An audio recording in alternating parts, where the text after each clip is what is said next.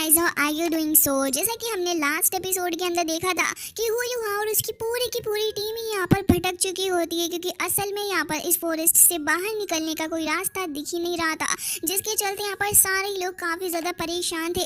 However ये सारे के सारे यहाँ पर इस पूरे जंगल के अंदर एक साथ वंडर कर रहे थे और काफ़ी ज़्यादा वक्त भी ने ऐसे ही निकल चुका था, जिसके चलते यहाँ पर ये सारे के सारे एक लेक के किनारे आ जाते हैं, जहाँ पर एक खास तरीके की कुछ अजीब सी लेक इन्हें देखने के लिए मिल रही थी। डेफिनेटली यहाँ पर सारे ही लोगों की अटेंशन उसके ऊपर जाती है। हुआ भी यहाँ पर उसी को देख रहा था और तभी कह रहा होता है कि ये तो मुझे कैनकुन फॉर्मेशन लग रही है, जो कि यहाँ पर कैनकुन वैली की है। जिसके साथ ही यहाँ पर तभी अपनी दोंगर पूछने लग जाती है कि हुआ आखिर ये कैनकुन वैली की फॉर्मेशन है क्या। तभी हुआ कहने लग जाता है कि असल में यहाँ पर जो पॉइजन चैप्टर मैंने पढ़ा था उसके अंदर लिखा हुआ था कि असल में जो ice and fire yin Yang valley है वो असल में बहुत ही ज़्यादा खतरनाक जगह है, ये असल में बिलोंग करती है। इसके बाद हुआ कह रहा होता है कि तुमने उन 3 फेमस कॉइन कोपिया के बारे में तो सुना ही होगा ना। वो असल में यहाँ पर उन सारी जगह में से एक जगह है जहाँ पर अभी हम खड़े हुए हैं। वो कहता है कि लेजेंड्स की माने तो यहाँ पर ये जो कैनकुन वैली है ये यहाँ पर काफ़ी वक्त पहले फॉर्म हुआ था, जब गॉडेस ऑफ लव को यहाँ पर ठुकराया गया था, बिट्रे किया गया था उनके लवर के द्वारा, तब यहाँ पर ये चीज़ फॉर्म हुई थी। हालांकि यहाँ पर जहाँ सारे ही लोगों का ध्यान हुआ की बातों के ऊपर होता है, वहीं शाओ शाओ जो थी वो यहाँ पर उन सभी की बातों को छोड़ छाड़ के यही लेक के किनारे आ जाती है। हुआ कह रहा होता है कि अगर यहाँ पर हमने गलती से भी एक कदम आगे बढ़ा दिया, फिर कुछ भी उल्टा सीधा स्टेप लिया तो हम बहुत बुरे फंसेंगे। जबकि इन सारी चीज़ों से अनअवेयर शाओ शाओ जो थी वो यहाँ पर गलती से अपना हाथ जो था वो इस लेक के अंदर रख देती है।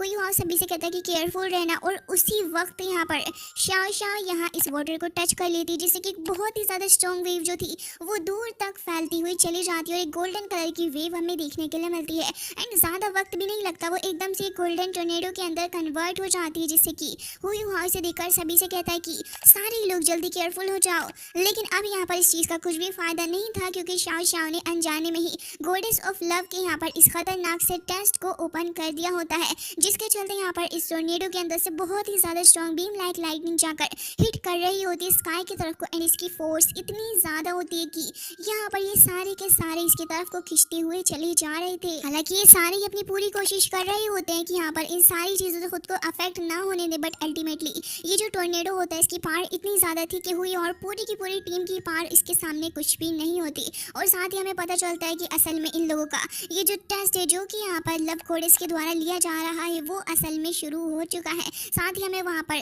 किसी की आवाज़ सुनने के लिए मिलती है, जिसने कि ये कहा होता है कि ट्रू एडवेंचर जो है वो यहाँ पर शुरू हो चुका है, जो कि इनविंसिबल लव के बारे में होगा।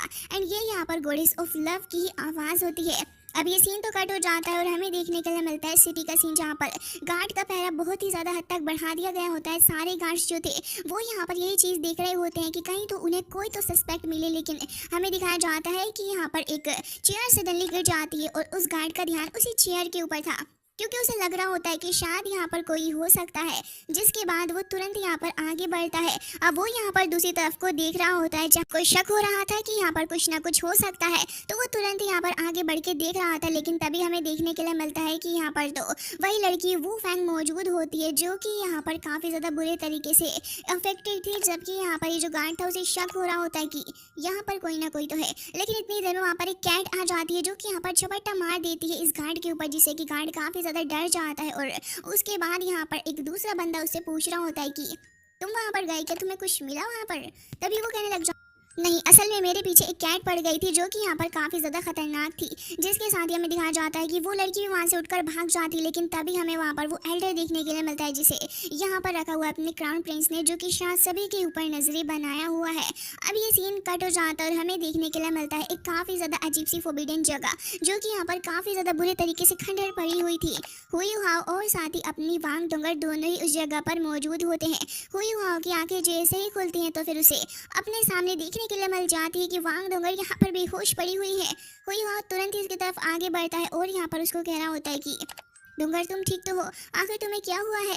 तभी यहाँ पर डोंगर भी उठकर बैठ जाती है, हालांकि उसको थोड़े चक्कर आ रहे होते हैं। जिसके साथ ही वो कह रही होती है तो क्या यही वो जगह है जहाँ पर हम लोगों का टेस्ट होने वाला है? वही वहाँ कह रहा होता है कि हाँ, मुझे डर है कि यहाँ पर हमारा टेस्ट शुरू हो चुका है और ये जो मिस्टीरियस स्पेस है वो यहाँ पर गॉडेस ऑफ लव के द्वारा बनाया गया होगा उनकी डेथ से पहले। और साथ ही गॉड इलेक्ट्रोलक्स ने मुझे इसके बारे में पहले ही बता दिया था कि अगर हमें इस जगह से बाहर निकलना है तो यहाँ पर अगर हम इस टेस्ट को पूरा कर लेते हैं तो हम यहाँ पर एक न्यू डायमेंशन के अंदर भी एंटर एंटर कर सकते हैं। जिसके साथ ही यहाँ पर वो ये भी बताने लगा होता है कि बाकी सारे जो लोग हैं उन्हें यहाँ पर डिफरेंट डिफरेंट स्पेस पे पहुंचाया गया होगा। यहाँ पर मशालें जलने लग जाती हैं और तभी हमें दिखाया जाता है कि गॉडेस ऑफ लव जो थी वो इनको कह रही होती है कि अब जो है वो तुम्हारा टेस्ट शुरू होने वाला है, तो तुम यहाँ पर केयरफुल रहना, क्योंकि अगर तुमने थोड़ी भी गलती करने की कोशिश की तो इसका अंजाम तुम जानते हो कि आखिर क्या हो सकता है, क्योंकि फेलियर का मतलब मौत है।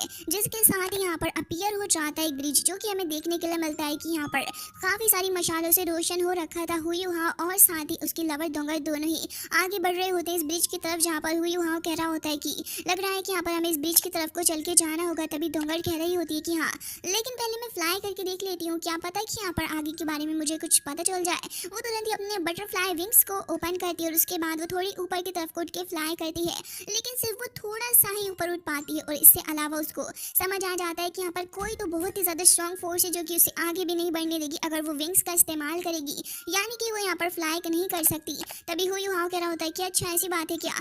जिसके साथ ही यहाँ पर हुई वहाँ कहता है कि लग रहा है कि इस जगह पर हम फ्लाई नहीं कर सकते, तो फिर हमें खुद चल के ही जाना होगा। वाकई में गॉडेस ऑफ लव बहुत ही ज़्यादा टेरिफाइंग जगह को क्रिएट की है। जबकि हमें दिखाया जाता है कि जैसे ही ये दोनों आगे बढ़ रहे होते हैं तो फिर यहाँ पर इन दोनों को सामने कुछ भी नहीं देखने के लिए मिलता है, क्योंकि आसपास सिर्फ फॉग ही फॉग नजर आ रहा होता है और साथ ही यहाँ पर काले बादलों के अलावा कुछ नहीं था। सडनली हमें दिखाया जाता है कि यहाँ पर जो मशालें थी वो एकदम से टूट कर गिर जाती हैं, पीसेस लगे हुए होते हैं एक के बाद एक, वो यहाँ पर बहुत ही ज़्यादा तेज़ी के साथ में एकदम से गिर जाते हैं। हुई और दोंगर दोनों ही झटके से पलट कर देखते हैं तो उन्हें पता चलता है कि असल में यहाँ पर ये जो रूट थी वो टूट चुकी है।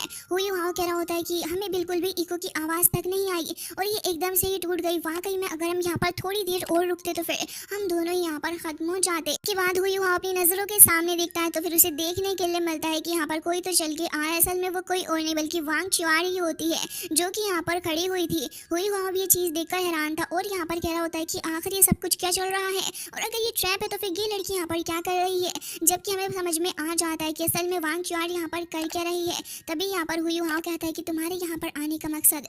तभी वो यहाँ पर अपने हेवनली ड्रैगन स्पीयर को बाहर निकालती और कह रही होती है कि सीधी सी बात है कि तुम अपने ओपोनेंट को खत्म करो। जिसके साथ ही हुई वहाँ कह रहा होता है कि अच्छा ऐसी बात है, तो इसका मतलब तो ये हुआ कि जब तक हमें से कोई एक हार नहीं जाता तब तक हमारे पास बाहर निकल के जाने का कोई ऑप्शन ही नहीं है। वांग चुआर इन दोनों की तरफ कोई अपने स्पीयर को आगे करते हुए कह रही होती है कि अगर तुम्हारे अंदर हिम्मत है तो फिर सामने आओ और आकर फाइट करो। जबकि यहाँ पर हुई वहाँ ऐसा नहीं करना चाहता था, कहने लग जाता है कि अगर ऐसी बात है तो फिर मेरी बात सुनो। दोंगर तुमसे पहले भी फाइट कर चुकी है कंपटीशन के अंदर और अब मेरी बारी है, मैं तुमसे फाइट करूंगा। जबकि वो कह रही होती कि तो क्या तुम अकेले ही आओगे मुझसे फाइट करने के लिए। हुई वहाँ कह रहा होता है कि भाई साहब हम अकेले ही काफ़ी, और कहता है कि मेरे अंदर ये आदत नहीं कि मैं यहाँ पर अपने से छोटे बंदे को परेशान करूँ ज़्यादा पावर का इस्तेमाल करते हुए। हालांकि यहाँ पर वांग डोंगर आगे बढ़ने की कोशिश तो करती है, लेकिन हमें एक इनविंसिबल शील्ड वहाँ पर देखने के लिए मिलती है जिससे कि यहाँ पर वांग डोंगर आगे नहीं आ सकती। हालांकि यहाँ पर अब हमें दिखाया जाता है कि दोनों एक दूसरे को डिस्ट्रॉय करने के लिए एक दूसरे के सामने आकर खड़े हो चुके होते हैं एकदम ही डट के। जबकि वांग चुआर एकदम से ही काफी ज्यादा तेजी के साथ में आगे बढ़ती है तो हुई हाव भी तुरंत यहाँ पर अपने पास में रखा हुआ वो बॉम्ब एकदम से उछाल कर फेंक के मारता है। साथ ही यहाँ पर हुई हाव रेथ ऑफ आइस एम्परर की पावर का इस्तेमाल करते हुए तुरंत एक बहुत ही ज्यादा शानदार सा अटैक करता है, जिससे कि तुरंत ही जाकर भिड़ जाती है अपनी डोंगर और वो यहाँ पर प्राइड ऑफ गॉड नाम के एक अटैक को करती है, जिससे कि उसका हेवनली जो ड्रैगन होता है वो यहाँ पर बहुत ही ज्यादा तेजी के साथ में चिल्लाता है। और बड़ी हुई पावर के साथ में जैसे वांग चुआर आगे बढ़ती है तो फिर हमें दिखाया जाता है बहुत ही ज्यादा खतरनाक सा डिस्ट्रक्शन। हालांकि वो बहुत तेजी से आगे बढ़ रही थी, लेकिन हुई वहाँ के पास में उसका फ्लाइंग सिस्टम होता है जो कि यहाँ पर उसकी हेल्प भी कर रहा होता है, क्योंकि उसकी फोर्स से हुई वहाँ काफी तेजी से इधर उधर हो सकता था। जबकि हमें दिखाया जाता है कि वो यहाँ पर गॉडेस ऑफ लाइफ की भी इस्तेमाल कर रहा होता है। जबकि हमें दिखाया जाता है कि वांग चुआर जो होती है वो भी यहाँ पर काफी ज्यादा पावर का इस्तेमाल करते हुए एक बहुत ज्यादा शानदार स्लैश अटैक हुई वहाँ के ऊपर करती है। दोनों ही बहुत ज्यादा स्ट्रांगली एक दूसरे के ऊपर अटैक कर रहे होते हैं, जिससे कि हमें यहाँ पर काफी शानदार तरीके की एक कॉम्बैट देखने के लिए मिलती है, जहाँ पर एक तरफ वांग चुआर लगातार अपने हुई वहाँ के ऊपर अटैक कर रही थी तो हुई वहाँ भी यहाँ पर अपनी ह्यूमनॉइड बॉडी का इस्तेमाल करती हुई लगातार उसके सारे अटैक से बचता जा रहा होता है। फिर उसके बाद हुई वहाँ भी आगे बढ़ता है और एक काफी ज्यादा स्ट्रॉन्ग फोर्स को क्रिएट करते हुए उसको पीछे धकेल देता है, जिससे कि यहाँ पर वांग चुआर समझ जाती है कि हुई वहाँ भी कुछ कम कमजोर नहीं है। और साथ ही वो कह रही होती है कि और तो यहाँ पर मेरे पास में सिर्फ लिमिटेड ही पावर है जिससे कि मैं यहाँ पर इस मोबिलिटी के साथ में मूव कर सकती हूँ। लेकिन हु यू हाउ जो था वो यहाँ पर तुरंत ही अपनी एम्प्रेस सोर्ड आइस एक्सट्रीम नाम के एक अटैक को करता है जिससे कि आसपास की सारी जगह फ्रोजन हो जाती है। और उसके बाद जैसे ही हु यू हाउ अपना अटैक करता है तो जितने भी वुडन पीसेस होते हैं वो लिटरली यहाँ पर उड़ते हुए धूल की तरफ को जा रहे होते हैं। और हमें दिखाया जाता है कि इसके चपेट में अपनी वांग क्योर भी आ चुकी थी। हालांकि यहाँ पर उसको अभी भी लग रहा होता है कि वो यहाँ पर इस चीज़ को हैंडल कर पाएगी, लेकिन तभी हमें लिटिल आइस गर्ल देखने के लिए मिलती है जो कि सामने से आकर वांग क्योर को यहाँ पर मुंह चिढ़ाने लगी होती है। और साथ ही पीछे से हु यू हाउ आकर जैसे ही उसके ऊपर अटैक करता है फिर सामने से यहाँ पर अटैक करती है अपनी प्यारी सी लिटिल गर्ल। तो हमें दिखाया जाता है कि एक स्नो हैंड क्रिएट हो चुका था जिसके अंदर यहाँ पर वांग क्योर फंसने वाली थी। फॉर्चुनेटली यहाँ पर दोनों ही तरफ वो लैम्प टाइप फायर लटकी हुई थी जिससे अंदर यहाँ पर उसने स्पीयर का इस्तेमाल करते हुए खुद को बचा लिया होता है और उसी के सहारे से वो साइड में होकर निकल के आ जाती है। और उसी के बाद यहाँ पर वो हु यू हाउ की तरफ आगे बढ़ रही होती है अपना एक और काफ़ी स्ट्रॉन्ग अटैक करने के लिए। लेकिन जैसे ही वो स्पीयर से हिट करती है तो फिर हु यू हाउ तो वहाँ से गायब हो चुका होता है। तभी हमें देखने के लिए मिलता है कि हु यू हाउ यहाँ पर क्रिएट कर लेता है अपना हेवनली ड्रीम रियल्म। और जैसे ही वो क्रिएट होता है तो यहाँ पर हु यू हाउ उसकी वाट लगाने के लिए आगे बढ़ रहा था। और दूसरी तरफ अपनी क्योर जो होती है वो यहाँ पर काफ़ी ज़्यादा परेशान थी क्योंकि उसको अचानक से ही चक्कर आने लग जाते हैं। साथ ही उसकी मेंटल एबिलिटी भी उसके ऊपर बिल्कुल भी फोकस नहीं कर पा रही होती जिसके चलते यहाँ पर वो देख रही होती है कि वो यहाँ पर काफ़ी बुरी तरीके से गिर रही है और वो खुद को संभाल नहीं पा रही है। तभी वो कह रही होती है कि ये तो एक मेंटल अटैक है और इससे बचने के लिए वो तुरंत यहाँ पर अपने गोल्डन ड्रैगन परसेप्शन का इस्तेमाल करती है जिससे कि यहाँ पर वो अपने आप को इस मेंटल अटैक से छुटकारा दिलाने के लिए पूरी कोशिश कर रही होती है। लेकिन लगातार मेंटल अटैक उसके ऊपर होता जा रहा होता है। साथ ही हमें दिखाया जाता है कि वो जैसे ही अपनी इमेंस पावर को रिलीज करती है तो वो स्नो वाइट को भी काफ़ी ज़्यादा हार्म पहुँचा रही होती है। और फिर उसके बाद वो यहाँ पर अपनी गोल्डन पावर को कैरी करती है, तुरंत यहाँ पर गोल्डन बॉल्स को आगे बढ़ाती है जो कि यहाँ पर कन्वर्ट हो जाती है 3 गोल्डन ड्रैगन के अंदर। और अब हमें देखने के लिए मिलता है कि उसके बीच में यहाँ पर अपनी वांग क्योर खड़ी हुई होती है। दूसरी तरफ वो यहाँ भी यहाँ पर खड़ा हुआ होता है, वो यहाँ पर उसके ऊपर अटैक करने के बारे में सोच रहा होता है।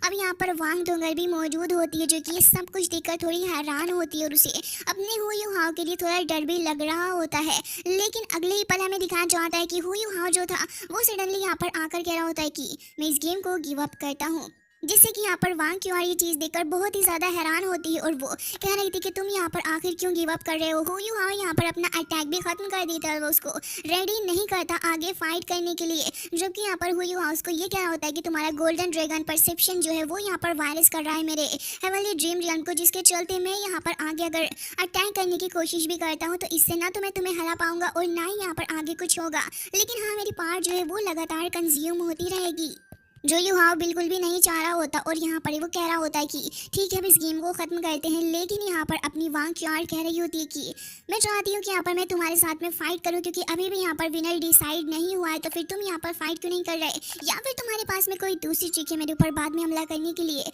तभी यू हाउ कह रहा होता है कि तुमने यिन यान आइस एंड फार वैली के अंदर मेरी जान बचाई थी, इसके अलावा भी तुमने डोंगर की जान बचाने के लिए भी मेरी हेल्प की थी उस आकाकिया हार्ट ब्रेकन फ्लावर को लेकर आने के लिए, जिसके चलते यहाँ पर आज डोंगर की लाइफ एकदम ही सेफ है। तो फिर तुम्हें इस बैटल को ज़रूर से ही जीतना चाहिए।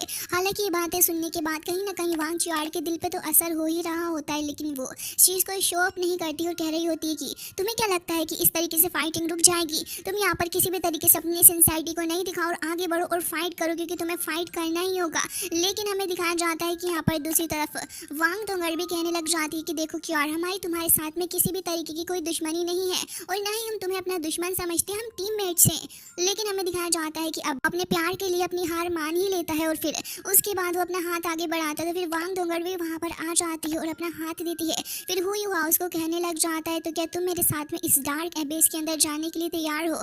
तभी वो कहती है कि तुम चाहे कोई भी decision low who you how, मैं हमेशा ही तुम्हारे साथ हूँ। जिसके साथ ही यहाँ पर हु यू हाउ और साथी डोंगर दोनों ही वहाँ से गिरने लग जाते हैं इस असेसमेंट की डेप्थ के अंदर। जबकि यहाँ पर वांग क्योर जो थी वो यहाँ पर काफ़ी रिग्रेट करती है, बट यहाँ पर उसे गॉडेस ऑफ लव की आवाज़ सुनने के लिए कहती है कि तुमने यहाँ पर फाइनली जाकर इस गेम को जीत लिया है, यानी कि अब तुम नेक्स्ट बैटल के लिए तैयार हो।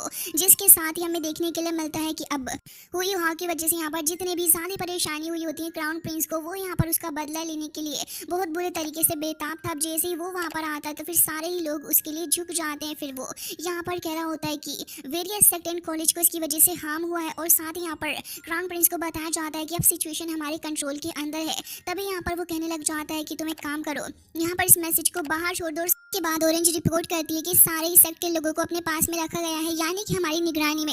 और यहाँ पर ऐसा लग रहा है कि इनसे रिलेटेड लोग भी यहाँ पर जल्द ही आएंगे, लेकिन हमें ऐसा लग रहा है कि हम जल्दी यहाँ पर इन सभी को ट्रैप करेंगे एक एक करके। साथ ही हमें दिखाया जाता है कि वो वहीं पर जाकर बैठ जाता है और अब यहाँ पर रिपोर्ट करने के लिए आते हैं एल्डर होंगचेन, जो कि कह रहे होते हैं कि हमने यहाँ पर ह्यूमनॉइड सोल गाइड जो है उसको हमने फील्ड के अंदर भेज के ऊपर एक्सपेरिमेंट करने के लिए, और वो एक्सपेरिमेंट काफ़ी अच्छा चल रहा है, लेकिन इन सारी चीज़ों के अंदर हमारे पूरे के पूरी जगह को बहुत बुरे तरीके से नुकसान हुआ है। साथ ही वो ये भी बताने लग जाते हैं कि असल में हमने बहुत ज़्यादा हैवी लॉसेस उठाए हैं, और यहाँ पर वो ये बताते हैं कि 1 महीने के अंदर हम सब कुछ रिकवर करने की कोशिश करेंगे।